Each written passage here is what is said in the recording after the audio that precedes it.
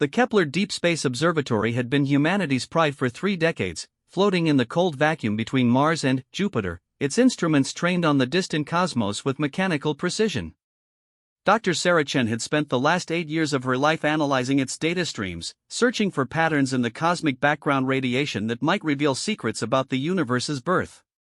She never expected to find something that would challenge everything humanity thought it knew about their place among the stars. The signal arrived at 3:47 Universal Time on a Tuesday morning that would change everything. Sarah was alone in the observatory's control room, nursing her 4th cup of coffee and watching data scroll across her screens in streams of incomprehensible numbers. The night shift suited her: fewer interruptions, less chatter from her colleagues, just the pure communion between human intellect and cosmic mystery. That's when her instruments detected something impossible. At first, it appeared as nothing more than a slight deviation in the background radiation readings from Sector 7 Alpha, a region of space so distant that its light had traveled for over 12 billion years to reach Earth. The deviation was subtle, barely registering above the threshold of detection, but Sarah's trained eye caught it immediately. She leaned forward, her pulse quickening as she isolated the signal and ran it through the observatory's most sensitive analysis protocols. The results made her hands tremble as she gripped her coffee mug. The signal wasn't random cosmic noise. It wasn't a pulsar or a quasar or any known astronomical phenomenon. It was structured, deliberate, artificial. Someone or something had created this signal and broadcast it across the universe with such power that it could be detected across impossible distances of space and time. But that wasn't the most shocking part. The signal was encoded in prime numbers. Sarah sat back in her chair, her mind racing. Prime numbers were one of the universal constants that any intelligent species would discover. They were mathematical truths that transcended language, culture, or biology. If you wanted to send a message to an unknown civilization across the cosmos, prime numbers would be your calling card, your way of saying, "We are here, we think, we understand the fundamental nature of reality." But this signal was coming from a region of space so ancient that Earth hadn't even existed when the light first began its journey. Whatever civilization had created this broadcast had done so when the universe was less than 2 billion years old, in an era when the first stars were still forming and the cosmos was a much more violent and chaotic place. Sarah's fingers flew across her keyboard as she began a more detailed analysis. The signal wasn't just using prime numbers, it was using them in a sequence that demonstrated advanced mathematical concepts. Fibonacci sequences, geometric progressions, even what appeared to be references to transcendental numbers like pi and e. This wasn't just a civilization announcing its existence. This was a civilization demonstrating mastery of mathematics that rivaled or exceeded humanity's own understanding. She spent the next 6 hours in a state of feverish analysis, cross-referencing the signal against every known astronomical database, running it through pattern recognition algorithms, and double-checking her instruments for any possibility of error. By the time her colleague Dr. Marcus Webb arrived for the day shift, Sarah had confirmed beyond any doubt that humanity had just received its first message from an alien intelligence. "Sarah, you look like you've seen a ghost," Marcus said as he entered the control room, carrying his usual breakfast of black coffee and a protein bar. He was a solid, methodical man in his 50s, with gray hair and the kind of steady demeanor that made him perfect for the long, patient work of deep space observation. "Marcus," Sarah said, her voice barely above a whisper, "we need to call Director Harrison immediately. And then, we need to contact the Global Space Council. We've just made first contact." Marcus nearly dropped his coffee. "What are you talking about? First contact with what?" Sarah turned her screen toward him, displaying the signal analysis she'd been working on all night. "This came in at 3:47 this morning from Sector 7 Alpha. It's artificial, Marcus. It's a message from an alien civilization, and it's over 12 billion years old." Marcus stared at the screen, his analytical mind immediately grasping the implications of what he was seeing. The prime number sequences were unmistakable, the mathematical sophistication undeniable. This wasn't a hoax or an equipment malfunction. This was real. "My God," he breathed. "How is this possible?" The signal would have had to be broadcast with incredible power to be detectable at this distance. We're talking about energy outputs that dwarf anything we can imagine. That's what I've been trying to figure out all night, Sarah replied. But there's something else, Marcus. Something even more incredible. The signal isn't just a one-time broadcast. It's part of a larger pattern. I've been analyzing our historical data, going back decades, and I think we've been receiving fragments of this transmission for years without realizing it. Our instruments just weren't sensitive enough to piece it together until now. She pulled up another screen showing a timeline of anomalous readings from the past 30 years. Tiny fluctuations in background radiation, dismissed as instrumental noise or cosmic interference, suddenly formed a coherent pattern when viewed in the context of the prime number sequence. It's like they're telling a story, Sarah continued, her excitement growing. Not just announcing their existence, but sharing information about their civilization, their technology, maybe even their history. And, Marcus, if I'm reading this correctly, they're not just any alien civilization. They're ancient beyond anything we ever imagined, and their technological capabilities are so advanced that they make us look like children playing with sticks and stones. Marcus was quiet for a long moment, absorbing the magnitude of what Sarah was telling him. Finally, he spoke, his voice heavy with the weight of realization. Sarah, do you understand what this means? If this signal is real, if there really is a civilization out there that's this old and this advanced, then everything we thought we knew about the universe, about our place in it, about the possibility of life among the stars, everything changes. This isn't just a scientific discovery. This is a fundamental shift in how humanity sees itself. Sarah nodded, feeling the same overwhelming sense of vertigo that had been building in her chest all night. I know. And that's not even the strangest part. Marcus, based on my calculations, this signal shouldn't be detectable by our instruments at all. The distance is too great, the signal degradation should be too severe. The fact that we can hear it means that whoever sent it knew exactly what kind of technology we would have and calibrated their transmission specifically for our capabilities. The implications of that statement hung in the air between them like a physical presence. If Sarah was right, then not only was there an ancient alien civilization out there, but they knew about humanity. They had been watching, studying, perhaps even waiting for the moment when Earth's technology would advance to the point where they could receive this message. We need to wake up Director Harrison, Marcus said finally. And then, we need to prepare for the fact that the world is about to change forever. Sarah was already reaching for her secure communication device, her hands steady despite the momentous nature of what she was about to set in motion. As she began to dial the director's emergency number, she couldn't help but wonder what other messages might be hidden in the cosmic background radiation, waiting for humanity to develop the wisdom and technology necessary to understand them. The Kepler Observatory continued its silent vigil in the darkness between worlds, its instruments now focused not just on the distant past, but on a future that had suddenly become far more complex and wonderful than anyone had dared to imagine. Humanity was no longer alone in the universe, and their new neighbors were older and more powerful than anything in their wildest dreams.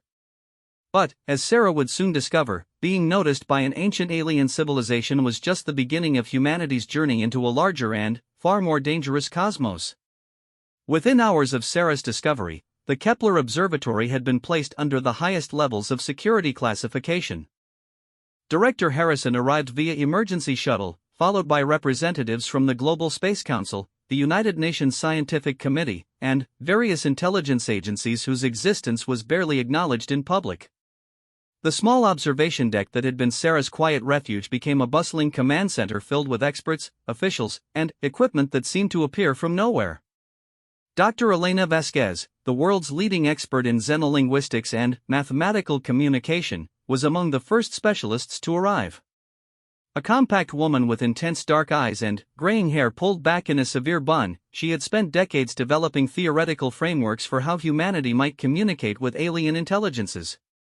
Now, faced with actual alien communication, she dove into the analysis with the focused intensity of a surgeon performing a critical operation. The mathematical structure is more sophisticated than anything we've ever theorized, she told the assembled team during their first briefing. We're not just dealing with basic prime number sequences. This civilization is using mathematical concepts that demonstrate understanding of quantum mechanics, relativistic physics, and what appears to be unified field theory. They're not just saying hello, they're showing us their homework. General Patricia Stone, representing the military interests in the discovery, leaned forward in her chair. Dr. Vasquez, what exactly are they trying to tell us? Is this a greeting, a warning, or something else entirely? Elena pulled up a holographic display showing the decoded portions of the signal. Based on what we've been able to translate so far, it appears to be a combination of all three. The initial sequences are definitely a greeting, a mathematical handshake, if you will. But the deeper layers of the transmission contain what can only be described as a warning about something they call the silent devourers. The room fell silent. Sarah, who had been granted special permission to remain for the briefings despite the classified nature of the proceedings, felt a chill run down her spine. Silent devourers? Director Harrison asked. What kind of warning? Elena's expression grew grave. That's where things become truly concerning. According to the transmission, the silent devourers are another ancient civilization, even older than the ones sending us this message. But, unlike our message senders, who seem to be benevolent, the silent devourers are described as. She paused, searching for the right words, reality parasites. Beings that consume not just matter and energy, but the fundamental structure of spacetime itself. General Stone's military bearing didn't waver, but Sarah noticed her knuckles whiten as she gripped her stylus. Are you saying we're being warned about some kind of cosmic threat? That appears to be the case, Elena confirmed. The transmission describes a war that raged across the galaxy billions of years ago. Our message senders, who refer to themselves as the Eternal Wardens, apparently fought against the silent devourers in a conflict that lasted millions of years. The Wardens won, but at enormous cost. Most of their civilization was destroyed, and the survivors were forced into hiding in pocket dimensions outside normal spacetime. Marcus, who had been quietly reviewing the technical aspects of the signal, looked up from his analysis. Elena, how are we supposed to verify any of this? This could all be science fiction for all we know. Elena nodded, acknowledging his skepticism. That's a fair point, but there's something else you need to see. She manipulated the holographic display, zooming in on a particular section of the decoded data. Embedded within the warning about the silent devourers is a star map. Not just any star map, a three-dimensional representation of our local galactic cluster as it existed 12 billion years ago, with precision that exceeds our best current astronomical models. She highlighted several points on the map. These locations correspond to areas where we've detected unusual gravitational anomalies in our deep space surveys. Places where spacetime seems to be slightly warped in ways that our physics can't explain. The transmission suggests these are scars left over from battles with the silent devourers. The implications hung heavy in the room. If the Eternal Wardens were telling the truth, then humanity had just learned that their galaxy was the site of an ancient war between godlike civilizations, and the evidence of that conflict was still visible in the fabric of reality itself. Director Harrison stood up, his face showing the strain of processing information that challenged every assumption about humanity's cosmic situation. Ladies and gentlemen, I think it's time we expanded this operation. Dr. Chen, I want you to work with our technical team to enhance the Kepler Observatory's sensitivity.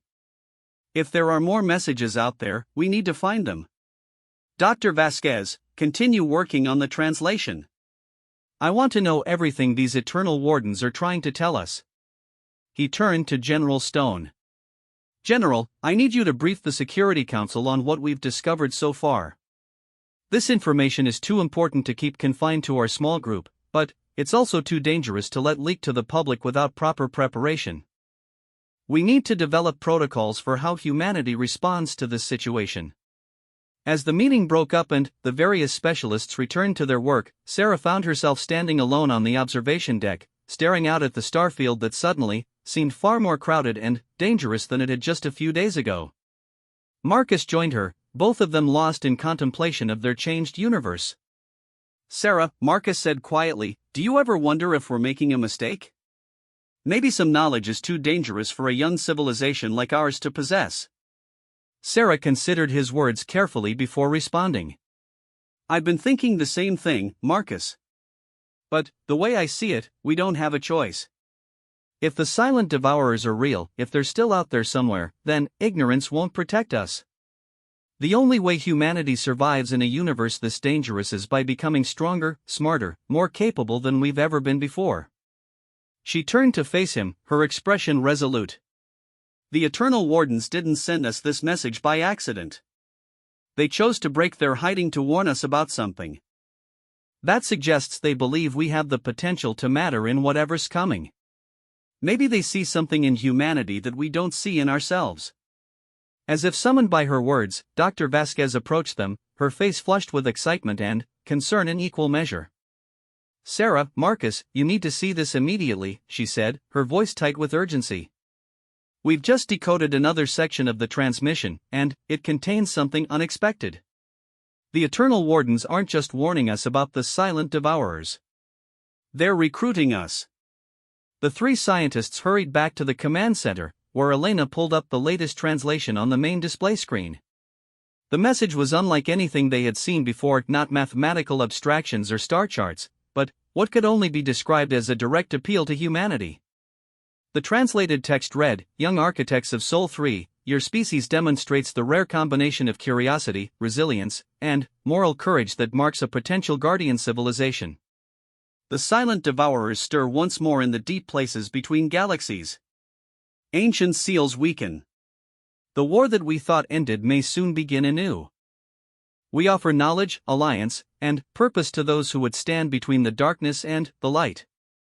But, know this, to accept our call is to abandon the safety of ignorance and embrace a destiny among the stars that will test your species beyond all imagining." The message continued with coordinates not to distant star systems, but to specific locations within Earth's solar system where Eternal Warden artifacts had been hidden billions of years ago, waiting for humanity to reach the level of development necessary to find and activate them. They've been preparing for this moment for longer than Earth has existed, Elena said, her voice filled with awe. Everything we've achieved as a species, our mathematics, our technology, our exploration of space, it's all been leading to this moment when we would be ready to hear their message and make a choice about our future. Director Harrison studied the coordinates with growing amazement. These locations, some of them are in the asteroid belt, others are on the moons of Jupiter and Saturn. If we can retrieve these artifacts, we might gain access to technology and knowledge that could advance human civilization by thousands of years. But General Stone's expression remained skeptical. Or it could be a trap. How do we know these Eternal Wardens are what they claim to be? What if this is some elaborate deception by the very silent devourers they're warning us about? It was a sobering thought, and one that cast a shadow over the extraordinary opportunity that seemed to be presenting itself. Humanity stood at a crossroads, faced with a choice that would determine not just their own future, but possibly the fate of the galaxy itself. Accept the call of the Eternal Wardens and risk everything in a cosmic conflict beyond their understanding, or reject it and remain in the relative safety of ignorance, never knowing what threats might be gathering in the darkness between the stars. The decision would ultimately rest with the leaders of Earth's nations, but Sarah knew that the choice had already been made in the hearts and minds of every person in that room. Humanity had always been explorers, risk-takers, builders of impossible dreams. They had climbed out of the primordial ooze, conquered their own world, and reached for the stars despite every obstacle and danger. They would not turn away now, no matter what the cost. The ancient war between order and chaos was about to gain some unexpected new participants, and the universe would never be the same. 3 months after the initial contact, Captain James Rodriguez stood on the bridge of the UES Prometheus, humanity's first interplanetary expedition vessel, as it approached the coordinates the Eternal Wardens had provided in the asteroid belt. The ship itself was a marvel of human engineering, hastily retrofitted with the most advanced technology Earth could produce, but Rodriguez knew it was primitive compared to what they hoped to discover. The past 3 months had been a whirlwind of secret preparations. The world's governments had ultimately decided to pursue the Eternal Warden's offer, but with extreme caution. A joint task force had been assembled, drawing the best minds from every nation and discipline. linguists, physicists, military strategists, philosophers, and explorers all united in humanity's first deliberate step toward galactic civilization. Rodriguez himself was an interesting choice to lead the mission. A former Air Force test pilot with a doctorate in theoretical physics, he had spent years pushing the boundaries of human capability in the most dangerous environments imaginable. More importantly, he possessed the kind of moral flexibility and unshakable determination that would be necessary if humanity was truly about to enter a cosmic war. "Captain, we're approaching the designated coordinates," reported Lieutenant Commander Sarah Chan, who had requested transfer to the mission after her discovery at the Kepler Observatory. Her expertise in analyzing the Warden's signals had made her invaluable to the expedition. "Visual confirmation of the target, sir," called out Chief Navigator Park from his station. "It's not what we expected." Rodriguez moved to the main viewing screen, where an image resolved of what appeared to be a perfectly ordinary asteroid, roughly 3 kilometers in diameter, tumbling slowly through space among thousands of its siblings. But, as the Prometheus's enhanced sensors focused on the object, subtle anomalies became apparent. "The mass readings are all wrong," reported Dr. Wei Zhan, the mission's chief physicist. "That asteroid should weigh approximately 4 billion tons based on its size, but our instruments are detecting gravitational effects suggesting a mass closer to 4 trillion tons. It's as if the interior is far denser than any natural material should allow." "Or as if spacetime itself is compressed inside that rock," added Dr. Vasquez, who had joined the mission to continue her xenolinguistic work. The Warden mathematics suggested they had mastered dimensional manipulation. "This could be our first direct evidence of that technology." Rodriguez studied the readings with the analytical mind that had kept him alive through decades of test flights and combat missions. "Dr. Zhang, what's our safest approach vector? I don't want to trigger any automated defenses or accidentally damage whatever's inside there." "The signal analysis suggests a specific approach pattern," Sarah interjected, pulling up data from the Warden transmission. "There's a mathematical sequence embedded in the coordinates, a kind of identifier code. If we match our approach velocity and trajectory to those parameters, it should signal to any Warden systems that we're the intended recipients." As the Prometheus began its careful approach, following the prescribed pattern with mechanical precision, the asteroid began to change. What had appeared to be natural rock formations started to shift and reconfigure, revealing geometric patterns and crystalline structures that definitely hadn't been formed by cosmic collision and erosion. "My God," whispered Chief Engineer Thompson over the comm system. "It's like the whole thing is transforming." "Captain, I'm reading massive energy buildups throughout the structure. Whatever's happening, it's using power levels that would supply a major city for months." The transformation accelerated, and, within minutes, the asteroid had revealed itself to be something far more remarkable. A complex geometric structure emerged from what had been formless rock, all flowing curves and impossible angles that seemed to bend space around them. Docking ports became visible, along with what could only be described as welcome beacons pulsing in patterns that matched the mathematical sequences from the original Warden message. "I guess that's our invitation," Rodriguez said with characteristic understatement. "Take us in, Navigator. And everyone stay alert. We're about to make history, but let's make sure we live to tell about it." The docking procedure was unlike anything in human experience. The Prometheus didn't so much connect with the Warden structure as merge with it, the two vessels becoming temporarily integrated in ways that defied conventional physics. As the airlock synchronized, atmospheric readings confirmed that the interior was not only habitable but perfectly suited to human physiology. Rodriguez led a small team into the structure, including Sarah, Dr. Vasquez, and Marine Major Patricia Kowalski, who had been assigned to provide security for what might be humanity's first face-to-face encounter with alien intelligence. What they found inside challenged every assumption about what an ancient alien facility should look like.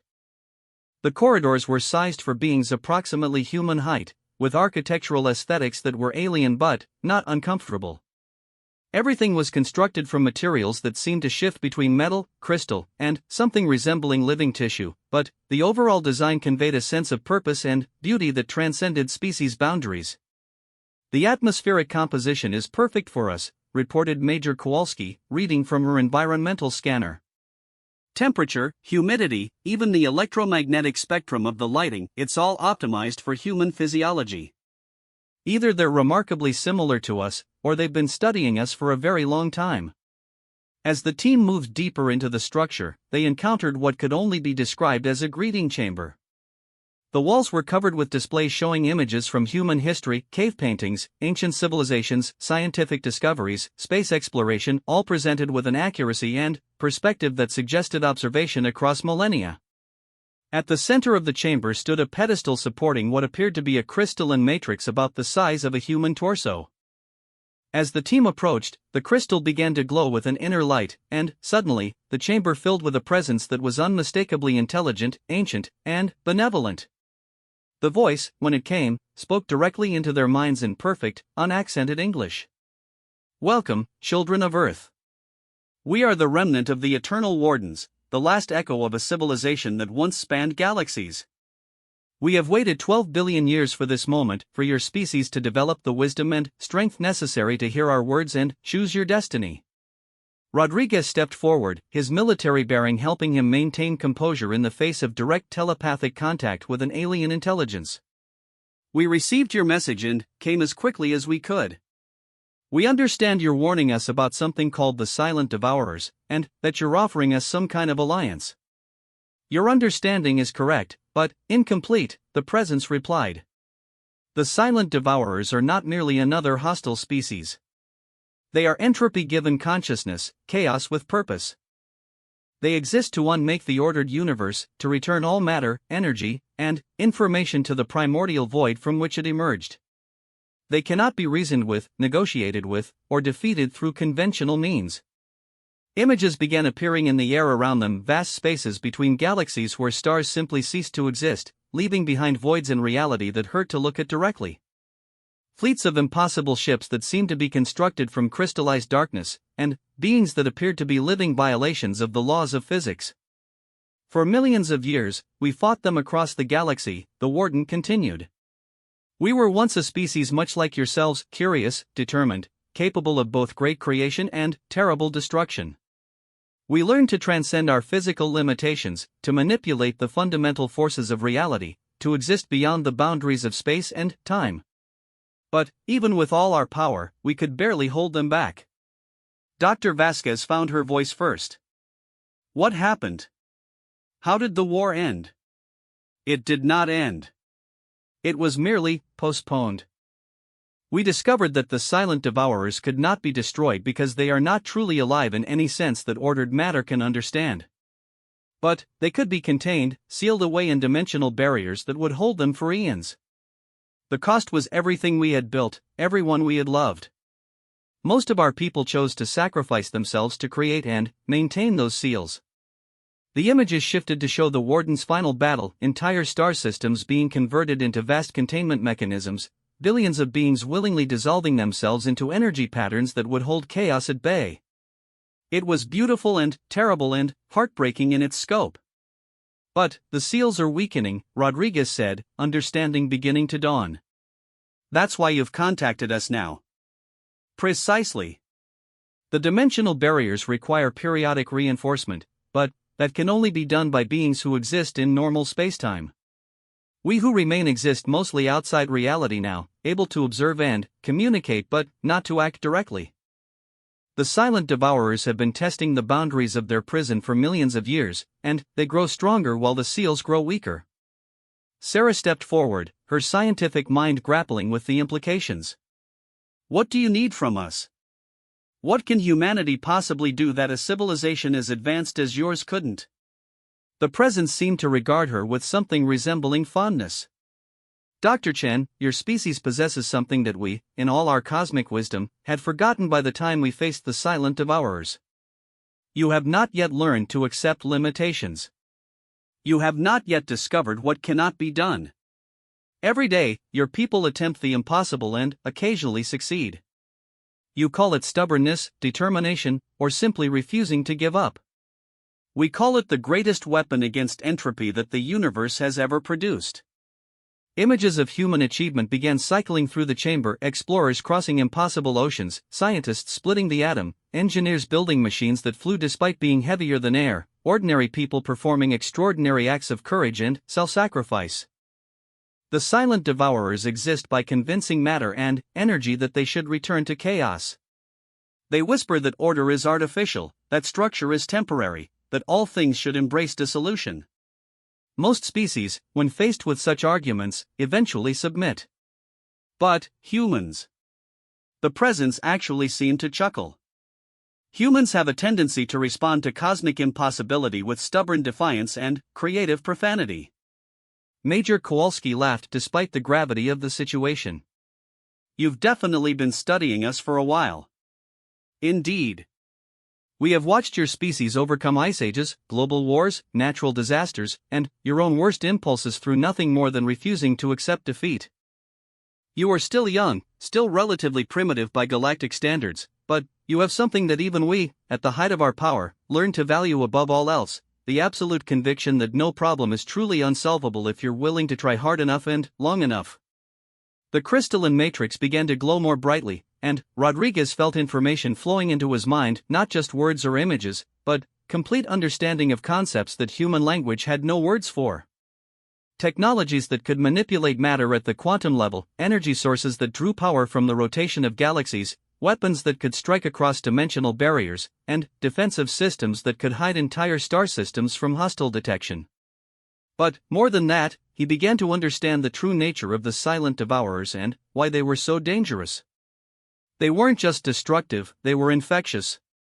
Contact with them could convince entire civilizations to surrender their will to exist, to voluntarily return to the void. Only beings with an absolutely unshakable commitment to survival and growth could resist their influence. "This is what we offer you," the warden said. "Knowledge that will advance your civilization by thousands of years, technologies that will let you travel between stars as easily as you now travel between continents, and the chance to stand as guardians of ordered reality against the forces of entropy.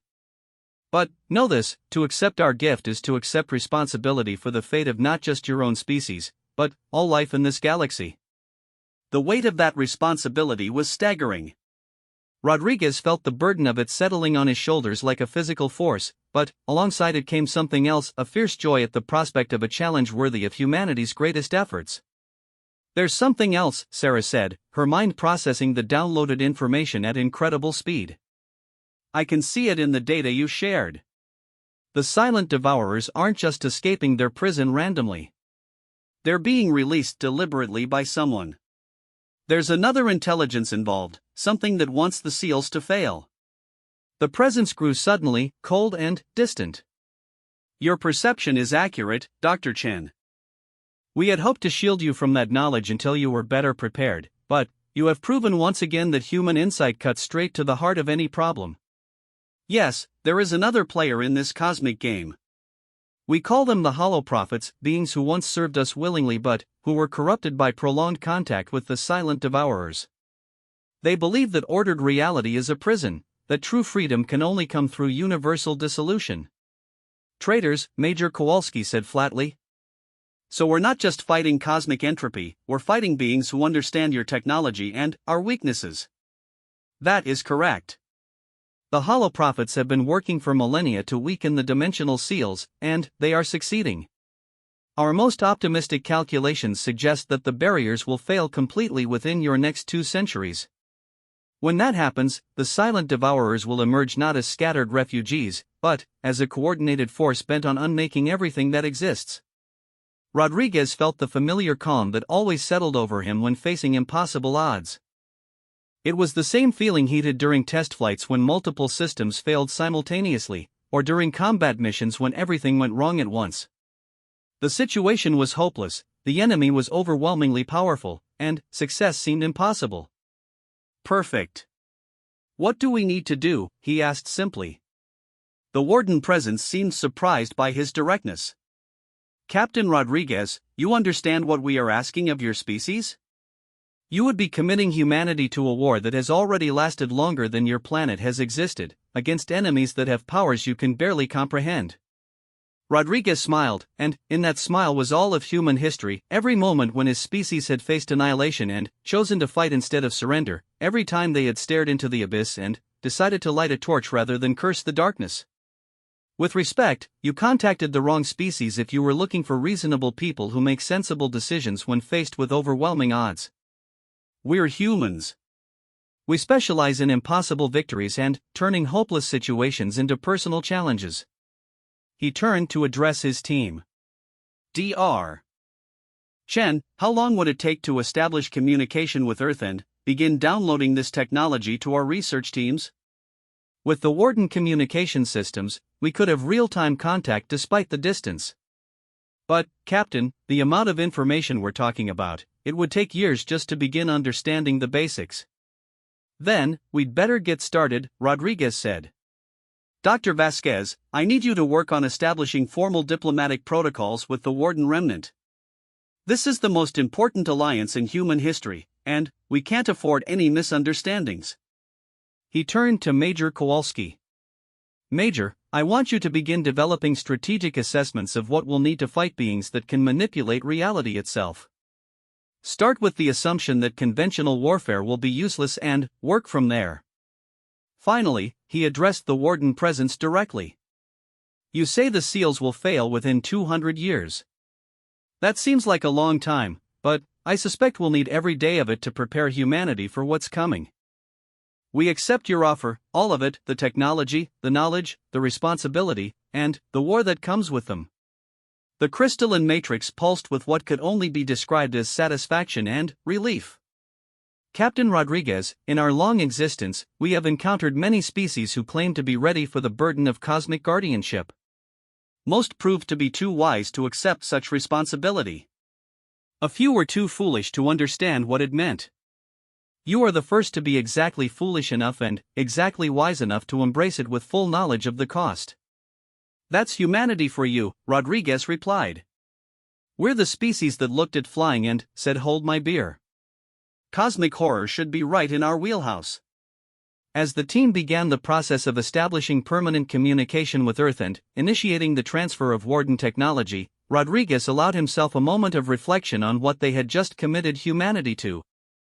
In accepting the Warden's offer, his species had just graduated from a single-planet civilization to the defenders of galactic order, from struggling with their own primitive conflicts to joining a cosmic war against entropy itself. It was terrifying, overwhelming, and completely insane.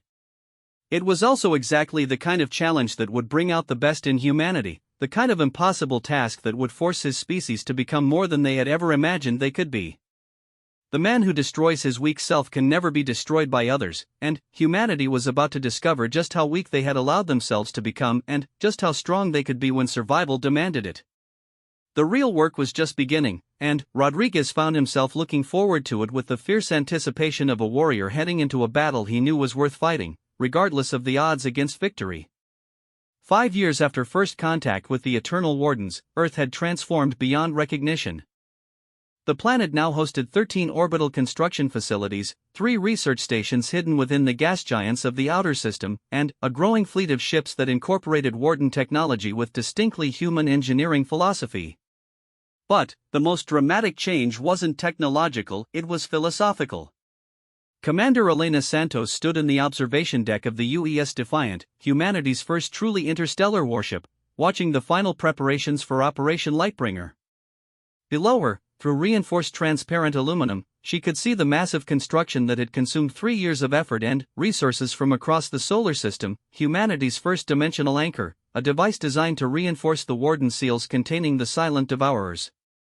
Elena herself embodied the transformation that humanity had undergone. Once a marine biologist studying deep ocean ecosystems, she had volunteered for the Warden integration program and emerged as something new, part human, part living conduit for technologies that operated on principles beyond conventional physics. The process hadn't been easy. Of the first 1,000 volunteers, only 200 had survived the integration with their sanity intact. But those who succeeded had become humanity's new guardians, beings capable of interfacing directly with Warden systems and surviving in environments where baseline humans couldn't function. "Commander, we're receiving the final authorization from Earth Command," reported Lieutenant Jackson from his console. Despite his title, Jackson represented another evolution in human capability. The neural interface technology derived from Warden archives allowed him to process information at superhuman speeds, coordinating thousands of simultaneous data streams while maintaining perfect awareness of everything happening around him. Thank you, Lieutenant. Signal the fleet to begin final approach to dimensional coordinates. And, Jackson, make sure everyone understands that we're making history today. Win or lose, this operation proves that humanity can act on a galactic scale. The fleet accompanying the Defiant represented the pinnacle of human achievement after 5 years of intensive development. 12 ships, each incorporating technologies that would have seemed like magic to the scientists who had first detected the Warden signal, but all built according to human design principles that emphasized adaptability, redundancy, and the ability to function under impossible conditions. The target of Operation Lightbringer was a dimensional weak point discovered by Warden sensors, a place where the seals containing the silent devourers had been deliberately damaged by Hollow Prophet sabotage. If left unrepaired, the breach would expand exponentially, potentially releasing enough silent devourers to overwhelm the remaining containment systems across the galaxy. But, repairing dimensional barriers required more than just advanced technology, it required beings willing to literally rewrite the fundamental laws of physics in a localized area, to impose order on chaos through pure force of will backed by unshakable conviction that reality should continue to exist. The Wardens had once been capable of such feats, but their remaining numbers existed mostly outside normal spacetime, able to observe and advise but not to act directly. Humanity, however, had never learned the prudence that might have made them hesitate before attempting to perform miracles. Dr. Sarah Chen, now serving as the fleet's chief science officer and one of the few humans who had achieved full integration with Warden technology, materialized on the bridge through a personal teleportation field. Her appearance had changed dramatically over the past 5 years. The integration process had enhanced her natural abilities to the point where she could perceive multiple dimensions simultaneously and process information on quantum scales. "Elena, we're approaching the breach coordinates," she reported. "And it's worse than our worst-case scenarios. The Hollow Prophets didn't just damage the seals, they've been feeding the breach with corrupted Warden technology. The dimensional barriers aren't just weakening, they're being actively converted into portals for silent devourer infiltration." Elena studied the tactical display showing their target area. What should have been empty space instead showed a writhing mass of distorted reality where the normal laws of physics had broken down. Tendrils of absolute darkness extended from the central breach like reaching fingers, and, wherever they touched, matter simply ceased to exist. "How long do we have before the breach becomes self-sustaining?" Elena asked. 6 hours, maybe less, Sarah replied grimly. "If we don't seal this breach today, it will expand beyond our ability to contain it. And, Elena, there's something else. I'm detecting Hollow Prophet ships staging in concealed positions around the breach. They're not just trying to prevent us from sealing it, they're planning to use our arrival as cover for a major expansion of the damage." Elena felt the familiar calm settling over her that she had learned to recognize as the beginning of what her instructors called impossible mode, the mental state that allowed integrated humans to function in situations that should have driven them insane with terror and despair. It was a distinctly human adaptation to the Warden technology, something their ancient allies had never developed because they had never needed to operate in environments this chaotic. "Signal all ships to transition to combat configuration," she ordered. "And, prepare for dimensional insertion directly into the breach zone. We're not going around the ambush, we're going through the middle of it." Lieutenant Jackson's enhanced reflexes allowed him to process her orders and implement them faster than conventional thought. "Commander, Fleet Command is requesting clarification. Are you ordering a direct assault on a dimensional breach defended by enemies using reality-warping weapons?" Elena smiled, and, in that expression was the culmination of 5 years of human adaptation to cosmic warfare. "Lieutenant, inform Fleet Command that we are about to demonstrate why the Eternal Wardens chose to trust humanity with this responsibility. We don't avoid impossible situations, we turn them into tactical advantages." The transformation of the human fleet from exploration configuration to combat mode was something that still amazed Elena even after years of experience with Warden-derived technology. Ships that had appeared to be sleek research vessels suddenly bristled with weapons that operated on principles beyond conventional physics, quantum disruptors that could erase matter from existence, gravitational manipulators that could create black holes on command, and dimensional shields that existed partially outside normal space to deflect attacks that normal armor couldn't stop. But, more than the technology, it was the human crews that made the difference. The integration process had created beings who could think in ways that organic brains weren't designed to handle, who could maintain awareness across multiple dimensions while coordinating actions on scales that span light years. They had kept their essential humanity, their stubborn refusal to accept defeat, their tendency to find humor in desperate situations, their deep loyalty to their species and their cause, but they had gained the ability to operate in environments where gods would fear to tread. All ships report ready for dimensional insertion, Jackson announced. Fleet AI systems are coordinating targeting solutions for hollow prophet positions. AI assistants acknowledged, but I want human oversight on all targeting decisions, Elena ordered. We've learned that artificial intelligence, no matter how advanced, can be influenced by silent devourer reality distortion. Only human consciousness seems to be stubborn enough to maintain coherent thought patterns in dimensional breach environments. As the fleet began its approach to the breach zone, Elena reflected on how much humanity had learned about their own nature during the integration with Warden technology. The process hadn't just enhanced human capabilities, it had revealed capabilities that had always existed but had never been tested under extreme conditions. Humans, it turned out, possessed an almost unique resistance to reality distortion effects. Where other species might have their perceptions twisted or their will subverted by exposure to chaotic dimensional energies, humans tended to respond by becoming more stubbornly committed to their own understanding of how reality should function. The Wardens had called it narrative coherence, the human tendency to impose story structure and meaning on even the most chaotic situations. Dimensional insertion in 30 seconds, Sarah announced. Elena, I should warn you that once we enter the breach zone, normal communication and navigation will be impossible. Each ship will be operating independently in a space where time, distance, and causality function according to constantly shifting rules. Understood, Elena replied. Signal all ships, remember your training, trust your instincts, and don't let the impossible distract you from completing the mission. We're not just sealing a breach today, we're proving that humanity deserves a seat at the galactic big kids table. The transition into the dimensional breach was unlike anything Elena had experienced, even during the most intensive integration training. One moment the Defiant was flying through normal space, surrounded by the familiar star field of the local galactic arm. The next, they were immersed in a realm where up and down were matters of opinion, where light moved in spirals instead of straight lines, and where the ship's instruments detected the presence of objects that existed in colors that human eyes couldn't perceive. Combat contacts. Jackson announced, his enhanced processing abilities allowing him to track threats that conventional sensors couldn't detect. Hollow prophet vessels emerging from dimensional camouflage. They're using the breach distortion effects to mask their approach vectors.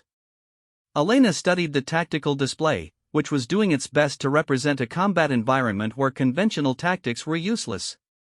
The hollow prophet ships appeared to be constructed from crystallized darkness, and their weapons seemed to fire concentrated unreality that erased whatever it touched from existence. All ships, engage at will, she ordered. Remember, we're not trying to defeat the hollow prophets in conventional combat, we're trying to buy enough time to complete the sealing operation. Every second we keep them distracted is a victory. The battle that followed would later be studied by military historians as the first truly multi-dimensional combat engagement in human history.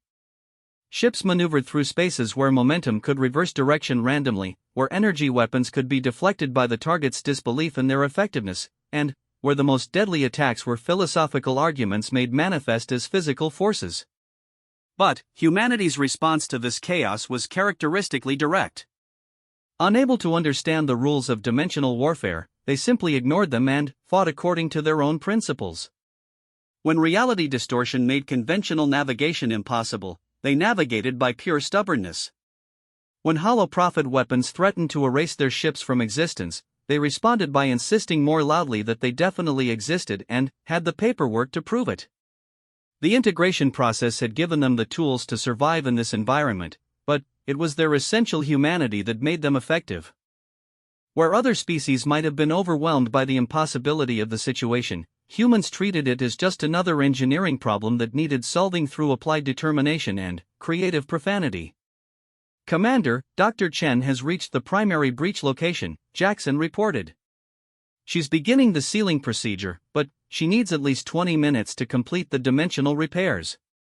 Elena watched as her friend and colleague began the most dangerous task any human had ever attempted, literally rewriting the fundamental structure of spacetime to impose order on cosmic chaos. The process required Sarah to extend her consciousness into dimensions where human thought was never meant to operate, to maintain perfect mental coherence while being bombarded with sensory input from realms beyond physical reality. All ships, form defensive perimeter around Dr. Chen's position, Elena ordered. Whatever happens, we do not let the Hollow Prophets interrupt the sealing procedure. If we fail here, the next breach might be too large for any force to contain. The defensive battle that followed tested every aspect of humanity's adaptation to cosmic warfare.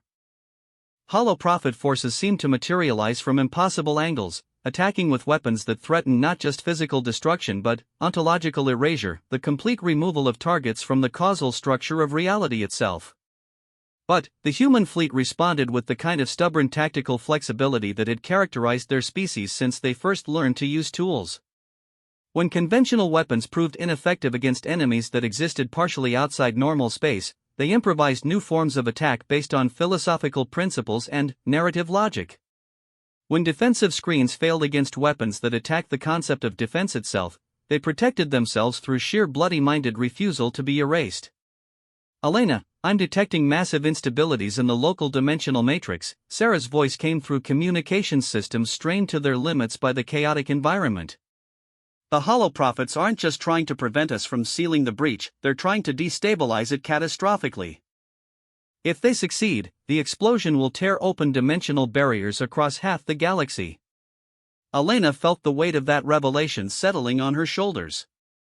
This wasn't just about sealing one breach anymore, it was about preventing a catastrophic expansion of the damage that could doom every inhabited world in their galactic region. The stakes had just become literally cosmic, and failure was no longer just a military defeat but the potential end of ordered reality across countless star systems.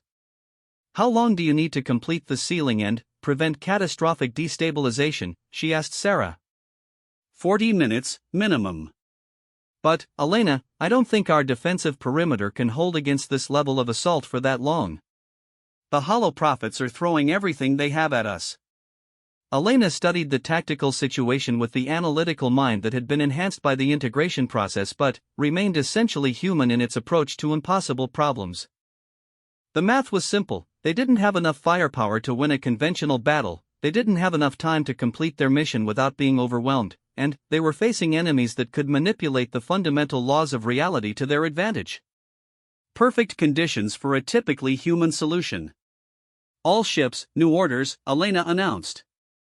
We're not going to defend Dr. Chen's position. We're going to attack the Hollow Prophet staging areas directly. Jackson, plot courses for all vessels to conduct simultaneous assault on enemy command positions. Commander, that will leave Dr. Chen completely unprotected, Jackson pointed out. And it means attacking enemy positions in the most dimensionally unstable part of the breach zone. Elena smiled with the confidence of someone who had spent her entire life as part of a species that specialized in turning tactical insanity into strategic brilliance. Lieutenant, the Hollow Prophets are expecting us to play defense because that's what any sane species would do. But we're humans, and humans have never been accused of excessive sanity when survival is on the line. She opened a fleet-wide communication channel. All ships, this is Commander Santos.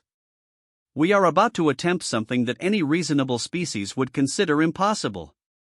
We're going to conduct a coordinated assault on enemy positions while operating in a dimensional environment that makes conventional tactics useless, while our most important team member is defenseless, against enemies who can manipulate reality itself. She paused for effect, knowing that every human in the fleet would understand what was coming next. In other words, this is exactly the kind of situation that humans were designed to excel in. Let's show the universe why the Eternal Wardens chose to bet the galaxy on a species too stubborn to know when they're beaten. The assault that followed would later be remembered as the moment when humanity truly announced their arrival on the cosmic stage. 12 ships, crewed by beings who were still recognizably human despite their technological enhancement, launched themselves into a dimensional environment where the laws of physics were actively hostile, against enemies who had been fighting interstellar wars since before Earth's sun was formed. And they won. Not through superior technology or better tactics or greater wisdom, but through the simple application of humanity's greatest strength, the absolute refusal to accept that any problem was truly unsolvable. When dimensional distortion made navigation impossible, they navigated by pure intuition. When reality-warping weapons threatened to erase them from existence, they responded by existing more aggressively than their enemies thought to disbelieve. When the hollow prophets tried to convince them that order was an illusion and chaos was the natural state of the universe, humanity replied with the philosophical equivalent of "hold my beer and watch this." The battle lasted 37 minutes. When it ended, the dimensional breach had been sealed, the hollow prophet assault had been repelled, and humanity had established itself as the newest and most unpredictable force in galactic politics. As the surviving ships regrouped in normal space, Elena stood once again on the observation deck of the Defiant, looking out at stars that seemed somehow brighter and more stable than they had before. Sarah joined her, exhausted but triumphant after successfully completing the most complex dimensional engineering project in galactic history. "Elena," Sarah said quietly, "do you realize what we just accomplished? We didn't just seal a breach, we proved that humanity can operate effectively in environments where gods fear to tread." The Eternal Wardens chose well when they decided to trust us with cosmic responsibility. Elena nodded, feeling the satisfaction of a job well done mixing with the sobering knowledge of how much work still lay ahead. The silent devourers were still imprisoned, but their escapes were becoming more frequent and more dangerous. The hollow prophets were still working to destabilize reality itself. And humanity was still a young species, barely 5 years into their career as galactic guardians. But they had just proven something important, not just to their allies and enemies, but to themselves. The man who destroys his weak self can never be destroyed by others, and humanity had spent 5 years systematically destroying every limitation they had once accepted about their own capabilities. They were no longer just another primitive species struggling to understand their place in the cosmos. They were humanity, defenders of ordered reality, the beings who looked at impossible odds and responded with creative defiance and stubborn hope. The universe was a vast and dangerous place, filled with threats that could challenge the survival of entire galaxies. But it was also filled with humans, and that, Elena realized, made all the difference. As the fleet began its journey back to Earth, carrying news of their victory and plans for the next phase of humanity's cosmic mission, Elena allowed herself a moment of quiet pride. They had answered the call of the Eternal Wardens, accepted responsibility for forces beyond their understanding, and proven themselves worthy of trust on a galactic scale. The real work was still ahead of them, building the forces necessary to defend reality itself against the ultimate threat of cosmic entropy. But, for the first time since receiving that initial message from across the cosmos, Elena was completely confident that humanity would rise to meet whatever challenges awaited them. After all, they were the species that had looked at the impossible and said challenge accepted. Cosmic horror, interdimensional warfare, and the defense of reality itself were right in their wheelhouse. The universe would never be the same, and that was exactly how humanity liked it.